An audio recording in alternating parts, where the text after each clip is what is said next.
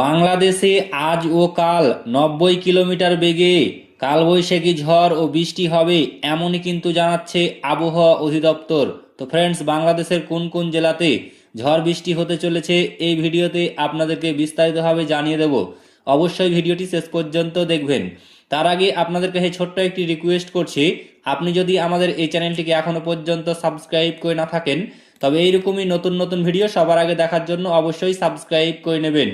দেশের 9টি জেলায় ঘন্টায় সর্বোচ্চ 90 কিলোমিটার বেগে কালবৈশাখী ঝড় ও বজ্র বৃষ্টির আভাস দিয়েছে আবহাওয়া অধিদপ্তর। বৃহস্পতিবার এই তথ্য জানানো হয়েছে। সংশ্লিষ্ট এলাকার নদী বন্দরগুলিকে 1 নম্বর সতর্ক সংকেত দেখাতে বলা হয়েছে। আবহাওয়া অধিদপ্তরের বিজ্ঞপ্তিতে বলা হয়, রংপুর, দিনাজপুর, ঢাকা, টাঙ্গাইল, ময়মনসিংহ, নোয়াখালী, কুমিল্লা, চট্টগ্রাম ও সিলেট অঞ্চলের ওপর দিয়ে পশ্চিম অথবা উত্তর পশ্চিম দিক থেকে ঘন্টায় 45 থেকে 90 কিলোমিটার বেগে অস্থায়ীভাবে দমকা অথবা ঝড়ো হাওয়া বয়ে যেতে পারে।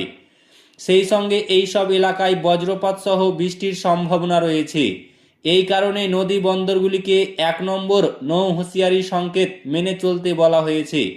এদিকে পরবর্তী 24 ঘন্টার নিয়মিত বুলেটিনে জানানো হয়েছে, রংপুর, ময়মনসিংহ, চট্টগ্রাম, সিলেট বিভাগের 2-1 জায়গায় অস্থায়ীভাবে দমকা হাওয়া সহ বৃষ্টি বা বজ্র বৃষ্টি হতে পারে।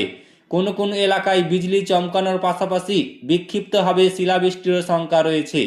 তো ফ্রেন্ডস, এই ছিল বাংলাদেশের আবহাওয়া সংক্রান্ত বিগ ব্রেকিং নিউজ। ভিডিওটি ভালো লাগলে লাইক করবেন, শেয়ার করবেন এবং চ্যানেলটিকে অতি অবশ্যই সাবস্ক্রাইব করবেন।